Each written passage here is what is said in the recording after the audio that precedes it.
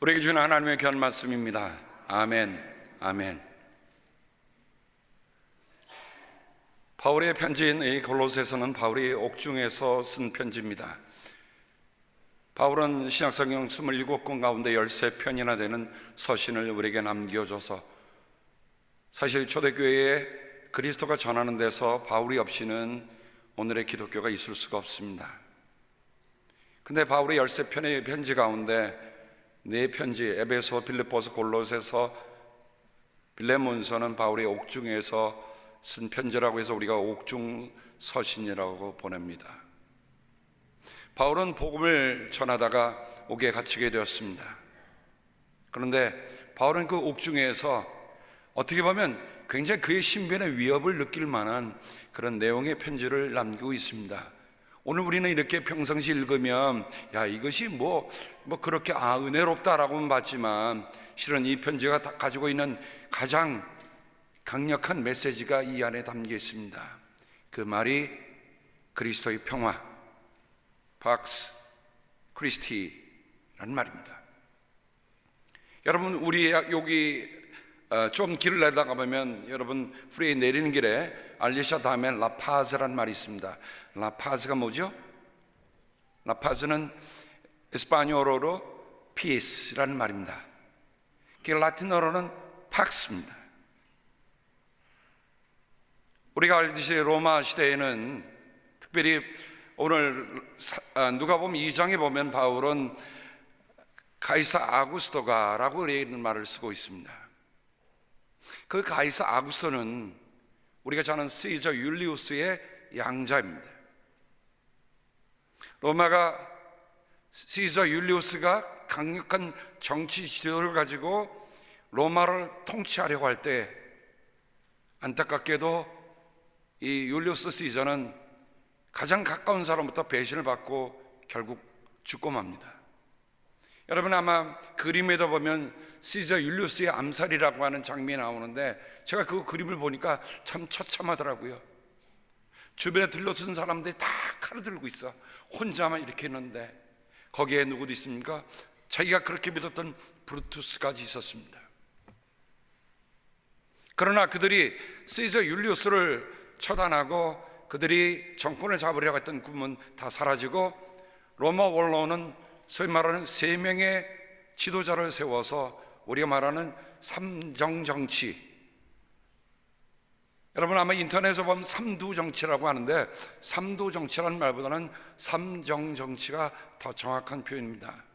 그 정이란 말은 섭다리정입니다.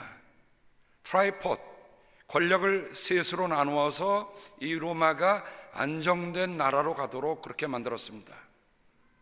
그런데 그 3명 가운데 결국 한 명만 남게 되는데 그 사람이 옥타비아누스입니다.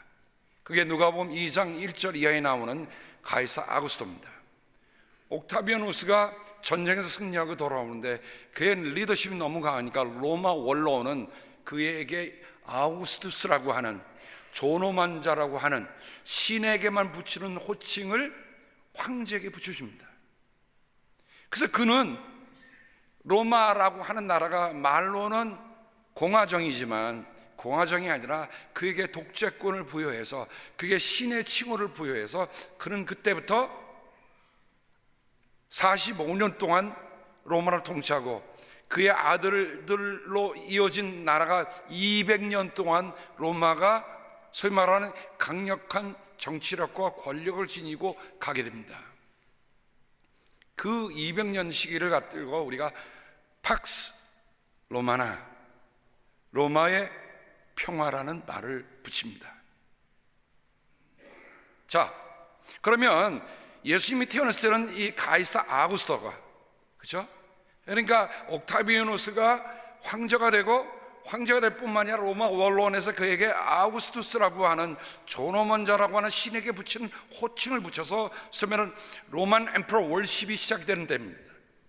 황제가 신의 신격화가 되는 겁니다. 그러니 로마의 평화라고 하는 건 어떤 의미입니까? 그 로마의 황제에게 숭배하고 로마 황제를 받아들이고 로마 황제에게 절하고 로마 황제의 말에 거역하지 않는 한 그들은 평화를 누릴 수 있었던 겁니다. 그러니까 어떤 의미에서 보면 박스 로마나는 로마의 권력에 굴종하지 않으면 그 평화를 누릴 수 없는 억압과 권력의 힘으로 누르는 평화입니다. 누가복음 2장에 보면 천사가 예수가 나심을 목자에게 알려줍니다. 근데 목자에게 알려주는데 갑자기 하늘에서 천사와 함께 누가 찬양을 했다고 기록되어 있습니까? 우리가 성경을 읽으면서 그 뜻을 그냥 읽어보면 아무런 긴장감이 없어서 성경이 그냥 밋밋해지고 맙니다. 그 성경에 보면 천사와 더불어 하늘에 뭐라고 되어 있어요? 군대라고 되어 있습니다.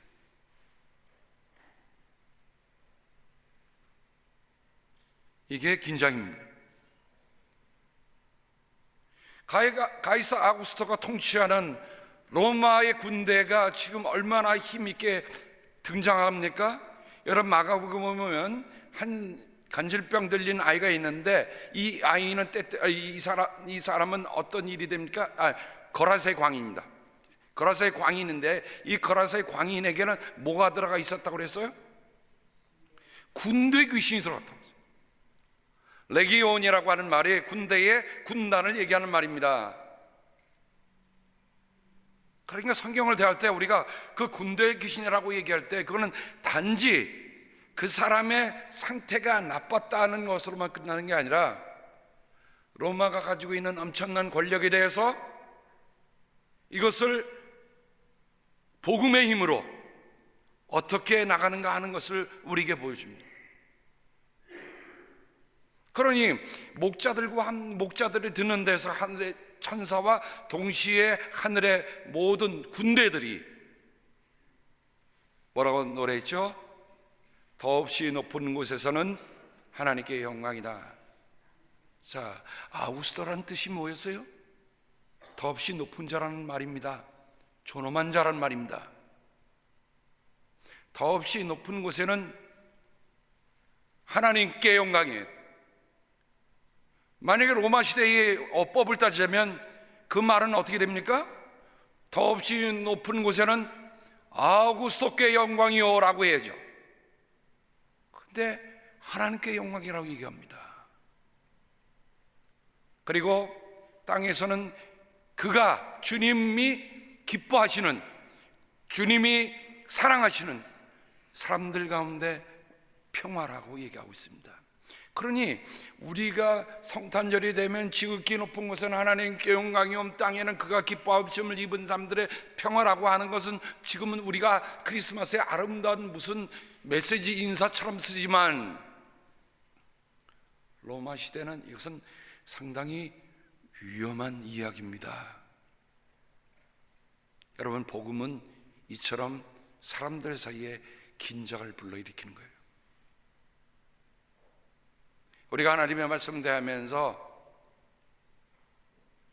하나님의 말씀이 주는 그런 긴박감, 긴장, 하나님이 주는 그 메시지의 본질적인 내용을 모르고 성경을 대한다면 우리는 성경을 잘못 읽어도 한참 잘못 읽고 있습니다. 그렇게 잘못 읽으니까 일부 교회와 일부 지도자들은 다른 곳으로 가는 거예요. 제가 누구라 지칭하지 않지만 이건 우리 교회의 부끄러움이요, 우리가 교회가 갖고 있는 아픔입니다. 박스 로마나에 대해서 박스 크리스티, 그리스도의 평화다 라고 우리가 선언할 수 있겠는가? 이 박스 로마라는 말에 박스에다 여러 가지 이름을 붙입니다. 뭐 박스 아메리카나, 그죠? 미국이 권력을 쥐고 있다는 것을 가리켜서 팍스 아메리카나로 붙이고, 지금 로만 캐톨릭은 다시 팍스 로마나를 말해서 교황청을 중심으로 한 그런 메시지를 선포하고 있습니다. 그게 대학생들에게 새로운 무브먼트로 돌아가고 있어요. 엄밀하게 얘기하면 잘못된 겁니다. 팍스 로마나가 아니라 팍스 크리스티로 가르쳐야죠. 교황이 존경받는 지도자이면 틀림없습니다. 하지만 그가 그리스도를 대신할 수는 없습니다. 복음을 대신할 수는 없습니다. 너무 우리는 미화시키는 것들에 대해서 다시 한번 돌아봐야 할 겁니다. 어제 미션 호스피탈에, 그 미션 호스피탈은 캐톨릭 재단이 운영하는 호스피탈입니다. 거기 들어가면 스피리추얼 채플들이 다 있어요. 스피리추얼 케어라고 하는 룸도 따로 있습니다. 어저께 ICU로 들어가는데 밤 늦은 시간이어갖고 분명히 3이라고 그러는데 들어가 보니까 불이 다 꺼져 있어서 어디로 들어갈지 모릅니다. 그 두리번거리는데 마침 그 ICU에서 간호사가 나오더니 내가 룸3를 찾는데 어딘지 모르겠다 그랬더니 저를 찾아서 안내를 해주더라고요. 그리고 당직 간호사한테 가서 허락을 받고 들어가라고 그러더라고요. 그래서 고맙다 그러고 해서 당직 간호사한테 나 목사로 기도하러 왔다니까 들어가라고 그래서 같이 들어와서 기도하고 왔습니다. 기도하고 나오는데 그 문 옆에 요만한 글이 하나 방마다 다 붙어 있는 거예요.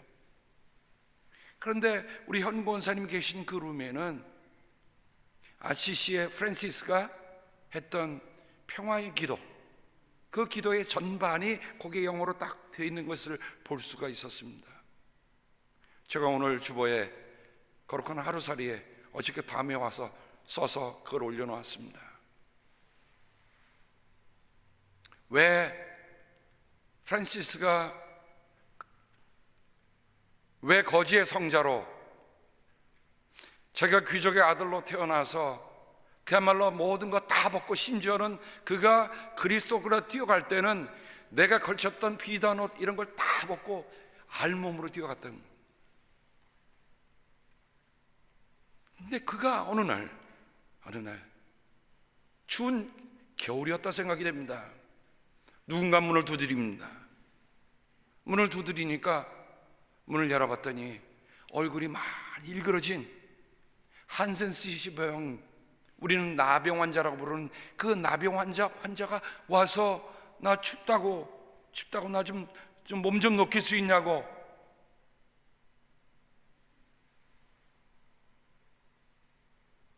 여러분, 우리에게 존경받는 우리 손영원 목사님 같은 분은 사랑의 원자탄이라고 하는 일본이 떨어진 원자탄보다도 사랑의 원자탄이 뭔가 하는 것을 우리에게 남겨준 분 아닙니까? 예양원이라는 곳에서 저는 그 글을 읽을 때마다, 그 손 목사님의 일대기를 읽을 때마다 정말 우리에는 이렇게 더 위대한 지도자들이 있는데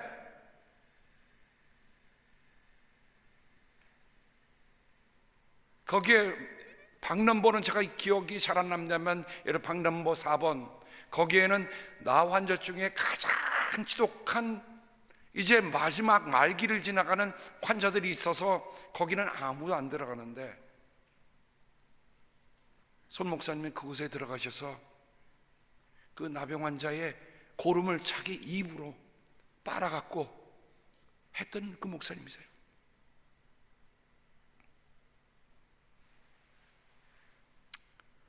프란시스도 나 환자를 집으로 들여왔습니다. 그런데 이가 더 요구하는 겁니다. 나 배고프니 먹을 것 좀 주시오. 근데 같이 먹고 싶다는 겁니다. 식탁에서 같이 밥을 먹습니다. 한번 여러분 생각해 보셨습니까? 얼굴이 흉측하게 일그러진, 얼굴에서 고름이 쭉쭉쭉 흐르는, 아마 눈과 코나 제대로 박혀 있지 않을 것 같은 그 사람과 함께 앉아서 식탁에서 밥을 먹습니다. 그걸로 끝나는 게 아닙니다. 나 많이 추우니 좀 녹여주시오. 근데 이게 웬일입니까? 당신의 체온으로 높여달라는 거예요.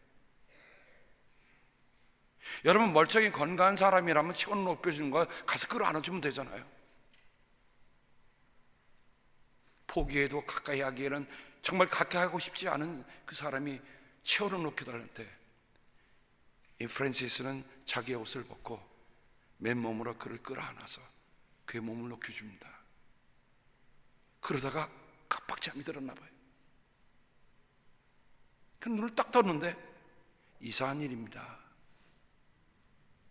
분명 어저께 저녁에 내가 나병 환자를 몸을 녹였는데 아무리 봐도 자기 몸에도 뭐 예를 들어서 뭐 고름이나 한 자국이라도 좀 있어야잖아요.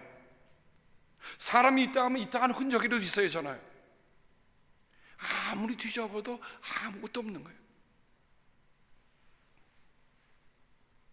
비로소 그는 주님이 나를 찾아주셨구나. 주님이 나를 찾아주셨구나. 그걸 깨닫고 그 자리에서 무릎을 꿇고 드린 기도가 오늘 우리가 알고 있는 평화의 기도입니다. 주여 나를 평화의 도구가 되게 하여 주옵소서.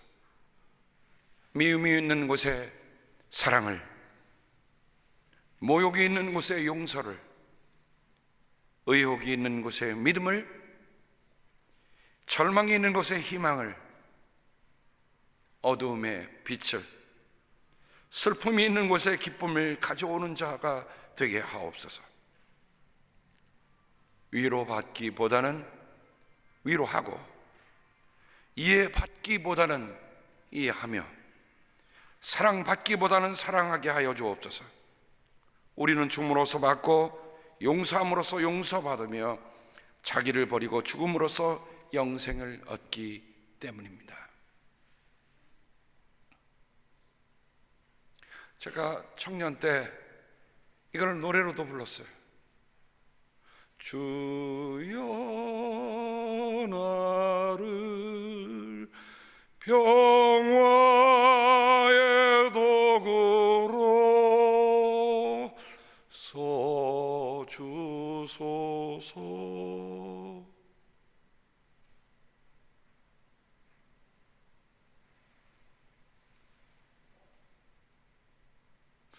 제가 그때 이 노래를 부를 때는 이 노래가, 이 기도가 어떻게 지어졌는지 모르고 불렀습니다. 그런데 일그러진 나병 환자의 모습으로 찾아오신 주님, 여러분, 주님이 오늘 우리에게 어떤 모습으로 찾아오실지는 아무도 모릅니다. 그러나 저는 분명 아는 것은 이렇게 알 수 있어요. 그분은 힘센 권력자나 어떤 재벌처럼 멋진 롤스로이스를 몰고 오는 그런 사람이 아니라 내 눈에는 별로 마음에 들지 않는 그런 약하고 보잘것 없고 정말 우리가 눈여겨 주목해 보지 않으면 볼 수 없는 그분으로 찾아오실 것이다. 물론 주님의 마지막 날에는 모든 사람들이 다 보도록 그렇게 오시겠지만 그 와중에 오시는 그 주님은 그렇게 화려하거나 멋진 분으로 오실 것은 아니라는 것입니다.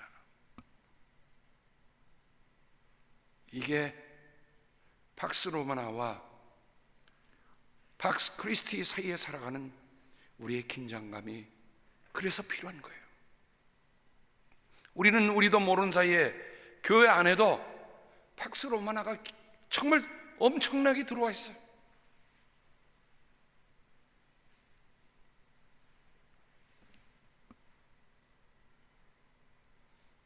저는 어떤 의미에서 보면 저희 교회에 갑부가 없는 것을 참 감사합니다. 여러분이 작은 마음이지만 헌신하는 모습이 저는 그게 감사합니다. 만약 갑부가 있었다면, 엄청난 권력자가 있었다면 제가 굉장히 힘들었을 것 같아요.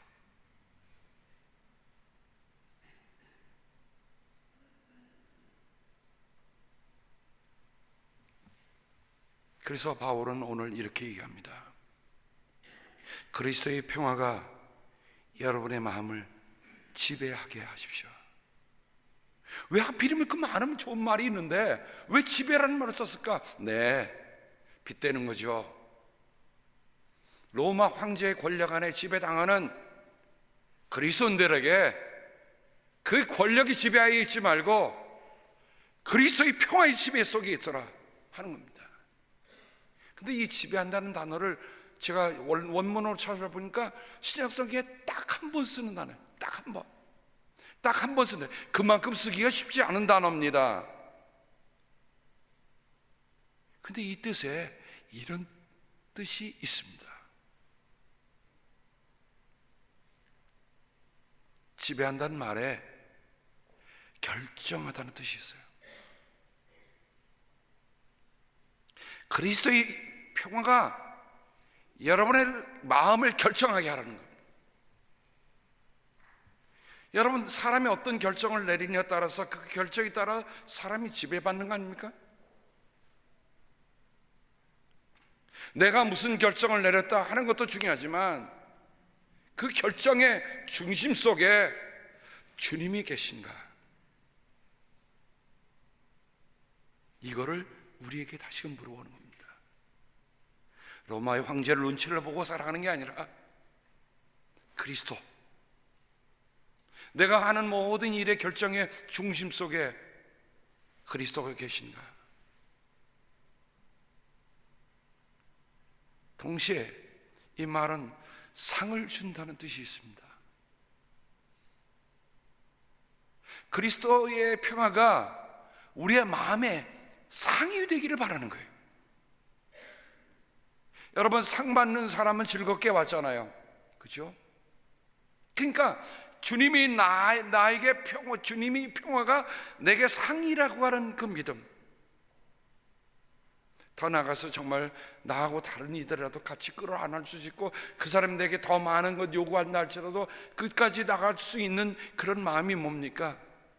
결국은 주님이 우리에게 상 주시는 분임을 믿는다는 거 하는 그 고백이 우리 안에 함께 담겨 있습니다. 또 이 뜻은 심판이 된다는 뜻이 있어요. 그리스도의 평화가 우리의 마음의 심판이 되는 겁니다. 자, 그러면 여러분 앞에서 어떤 일을 하고, 여러분이 어떤 일을 했을 때 마음에 찝찝하고 찜찜하다, 여러분 그 단어 참 우리말 참 재밌죠? 찝찝하고 찜찜하다. 그러면 그 마음의 평화 있는 겁니까? 없는 겁니까? 없는 거예요. 근데 내가 어떤 일을 했는데 마음의 평화가 쫙 찾아오고 있어. 그게 뭐예요? 이미 심판이 되고 있는 거예요.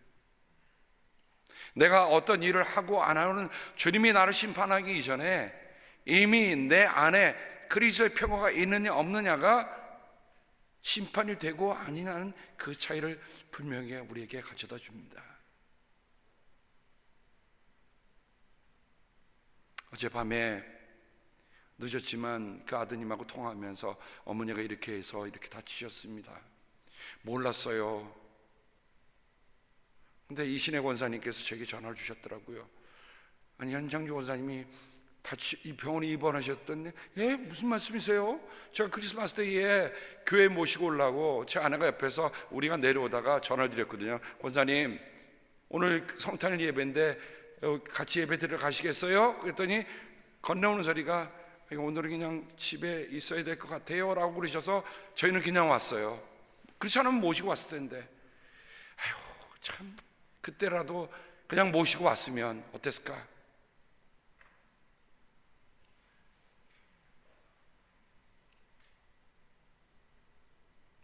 밤 8시까지가 정규 면회 시간이 끝나는 시간입니다. 밤 9시가 됐는데 밖에 오니까 웬 바람은 그렇게 부는지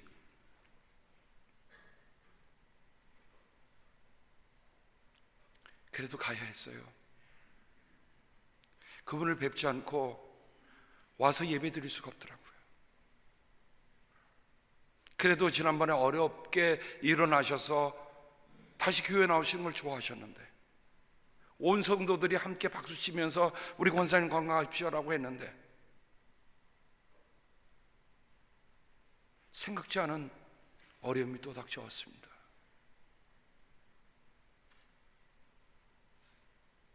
바로 이때입니다. 이때일지라도 우리 가운데 그리스도의 평화가 나를 지배하도록 하는 일, 내 삶에 내가 원하는 대로 다 될 때는 그리스도의 평화가 나를 지배하는 걸 잘 몰라요. 그러나 어렵고 힘들 때 그 그리스도의 평화가 나를 지배한다. 그리스도의 평화라는 말을 바울은 같은 옥중서신인 빌립보서 4장 6절에 이렇게 전하고 있습니다. 아무것도 염려하지 말고 오직 모든 것을 기도와 간구로 하나님께 감사함으로 아뢰십시오. 그러면 사람의 헤아림을 뛰어넘는 하나님의 평화가 그리스도 예수 안에서 여러분의 마음과 생각을 지켜주실 것입니다. 그러니까 바울은 감옥 속에서 그리스도의 평화, 하나님의 평화, 박스데이, 박스 크리스티, 누구보다 더 마음속에 담고 살았던 분입니다. 오늘 말씀에 보면 서로 용서하라, 서로 감사하라 라는 말이 있는데, 여러분, 서로 용서하고도 마음에 평화가 없다, 감사하고도 평화가 없다고 여러분 생각해 보세요. 그건 뭡니까? 거짓 감사예요. 거짓 용서예요. 용서했으면 마음의 평화가 와야 합니다. 감사했으면 마음의 평화가 와야 돼요. 그게 나를 지배하는 거예요.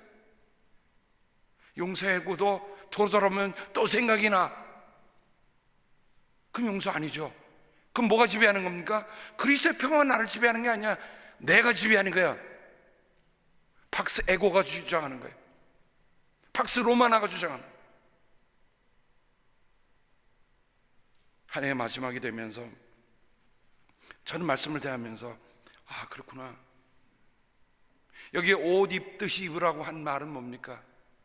말씀해 보면 하나님의 택하심을 받은 사랑받는 거룩한 사람답게 동정심과 친절함과 겸손함과 온유함과 오래 참을 옷 입으십시오.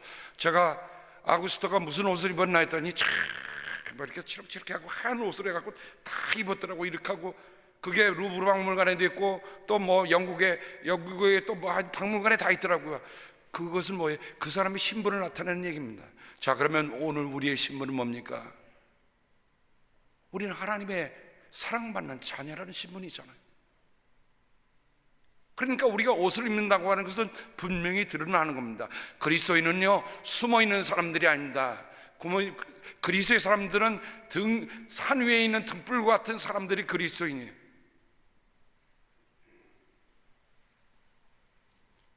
누가 누구에게 불평한 일이 있더라도 서로 용납하여 주고 서로 용서하십시오. 주님께서 여러분을 용서하신 것 같이 여러분도 서로 용서하십시오. 이 모든 것 위에 사랑을 더하십시오. 사랑은 완전하게 묶는 띠입니다. 그리고 나서 그리스도의 평화가 나오는 겁니다. 용서, 용납, 사랑, 감사. 왜 그렇습니까? 이 모든 것에 사랑을 더하고도 사랑한다면서도 마음이 평화가 없다, 그건 사랑 아니에요. 사랑하면 마음의 평화가 와야 합니다. 용서하면 그리스도의 평화가 내 마음을 컨트롤, 지배하시고 심판하게 하시고 결정하고 상을 준다는 것이 우리에게 있어야죠.